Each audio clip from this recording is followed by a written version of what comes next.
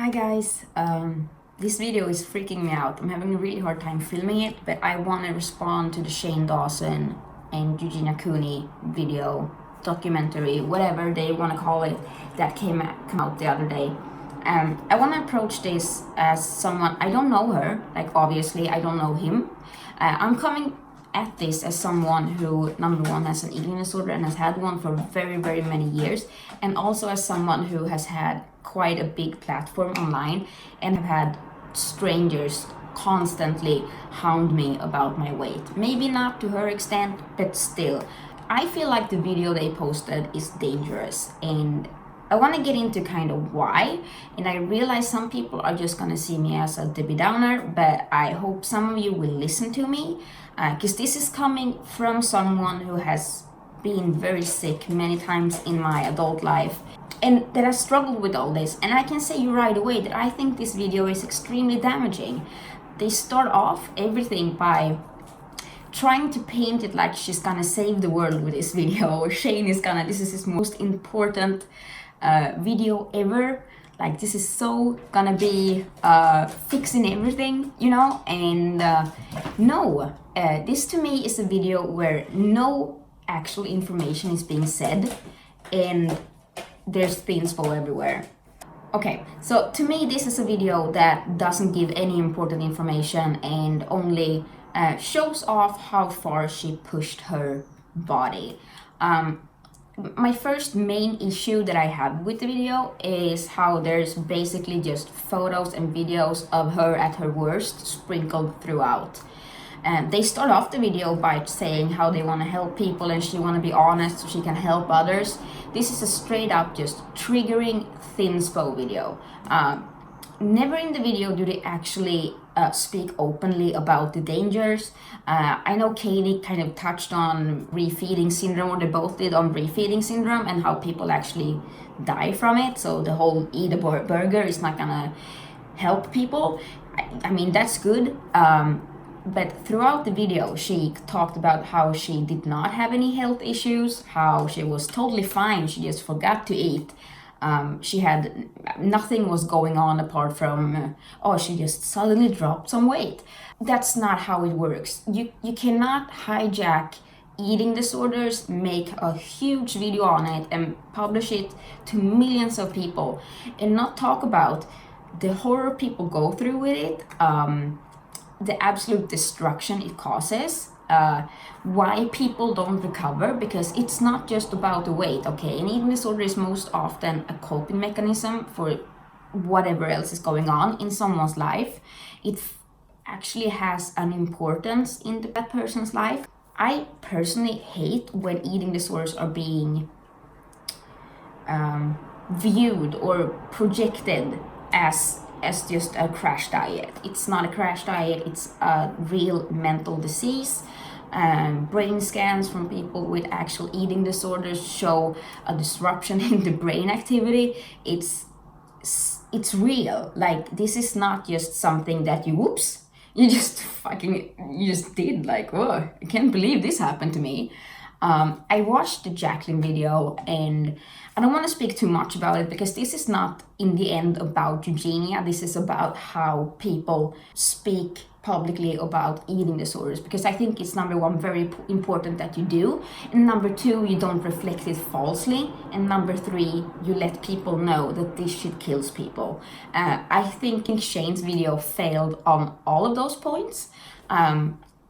She never explained her disorder, and I guess she might not want to talk about symptoms and behaviors publicly.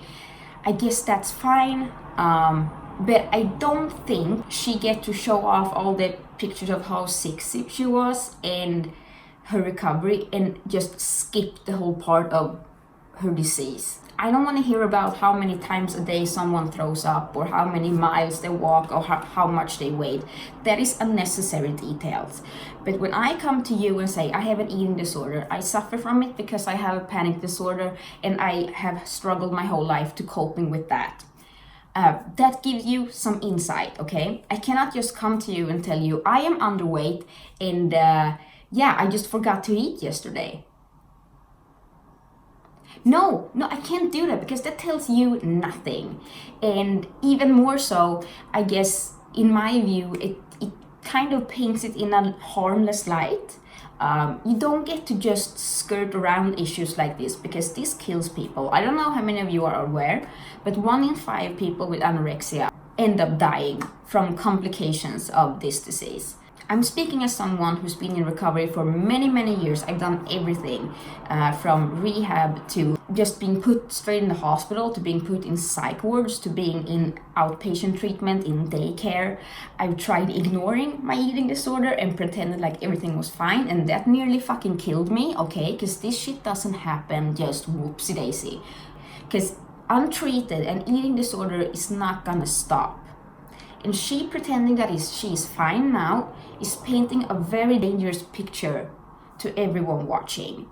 Let me tell you now that, at least here in Sweden, I can't tell you what your professionals say in other countries, but as far as I know, what I've always heard from the studies done here is that it takes about double the time you have suffered from your eating disorder to recover from it. And that doesn't mean it takes you that long to physically recover. We're talking mentally, thought-wise. Her coming out of rehab after a month and now talking about how much better she's doing and how good she feels is not realistic. And again, I'm not forcing her to sit down and be like, I am really struggling with this. This is horrifying. Even though I actually think that would be a much more truthful picture of what's going on here. I just feel like you don't say anything at all. If you're not going to be truthful about the horrors, don't say anything at all. And please do not make an hour-long video that is a slideshow of you being emaciated. Emaciated? I can't even say that word. You can't do that, okay? So if you want to show off what you want, then you have to be honest. If you're not going to be honest, you do not get to just continue spreading these photos and this dangerous message that it's totally okay to look like that.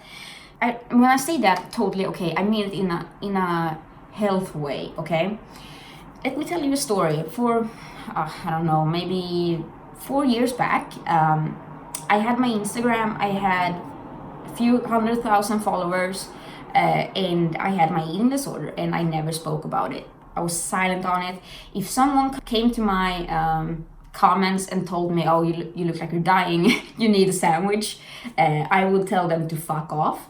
Or if I didn't do it, some of my white knights would come to my aid and basically tell them to fuck off. And I loved these people because they would just scare off everyone that tried to get through to me. My white knights and my fans, or whatever you want to call it, my followers who stood up for me even when they shouldn't have, put me in denial so far.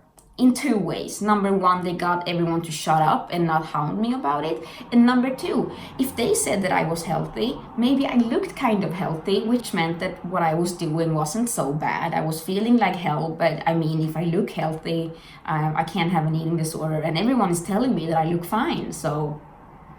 You know, can you see how dangerous that is? We cannot just let people be openly, severely sick and let them be in denial while they spread a message that is not true.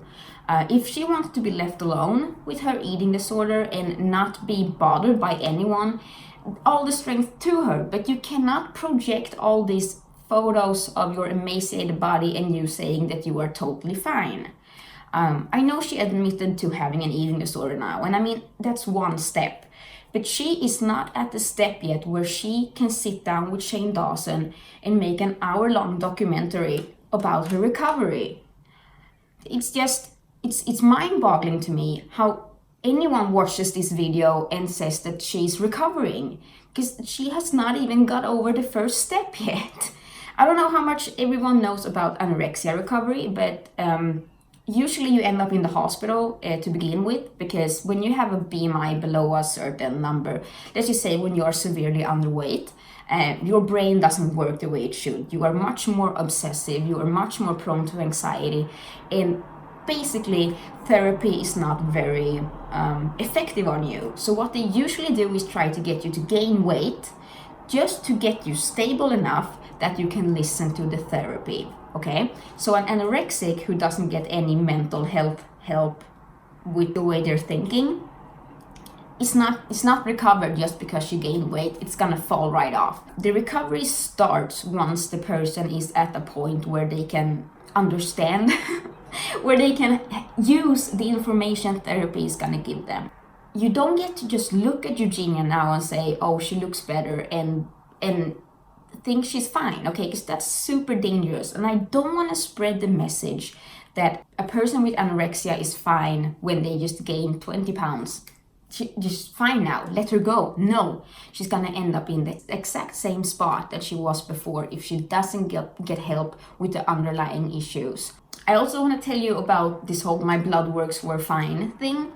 I had my eating disorder for many years. Around 10, I think I've been diagnosed or in some sort of treatment. Here in Sweden, when you're in treatment, they're gonna send you for regular blood work. Mine always came back fine. Always. I had nothing wrong. And then I didn't go to the doctor for maybe 3 years, because I kind of skipped out on treatment. I was doing my own thing. I just wanted to ignore everything. And then one day it hit me, and I talked about this in my previous video or 2 videos before, how I ended up in the hospital in February, because suddenly I had drained all the resources in my body. I had hit the wall and my blood work came back destroyed. I got my new blood work today from last week, and I have been trying to recover for half a year now. It's worse than in March, and I'm eating. This is how hard it is to fix your body after doing this. I have 2 points with this. Number 1, you can fuck yourself up real bad. And number 2, just because your blood work is fine now doesn't mean it is in a year if you continue. When it finally hit me, as some of you probably know, I'm severely anemic at this point. I need to go in for blood transfusions due to my low iron levels. I have severe leg cramps often due to my potassium. I have to get that fixed as well. They monitor me often because that shit will give you a heart attack. I've struggled with my low blood pressure. The last few weeks I pass out everywhere. I have very low blood pressure, or it drops regularly for no apparent reason. As some of you know, I ended up in the ER because I was passing out just last Wednesday, and it's Saturday today. So it's not even been a week since my last time to the ER. I do not for a second believe that she was totally fine, or even if she was, and I mean, that's great for her. You have to be very clear with how bad this can go if you're gonna go around and just flaunt the disorder. You don't get to abuse the drama that comes with an eating disorder and ignore the dangers. I probably have more opinions that I can't sort through right now. Finally, I want to say that I don't hate her. I find her extremely triggering and I avoid watching her videos. But I have nothing against her. I just know that it really bothers me to watch her being in such denial and looking so sick.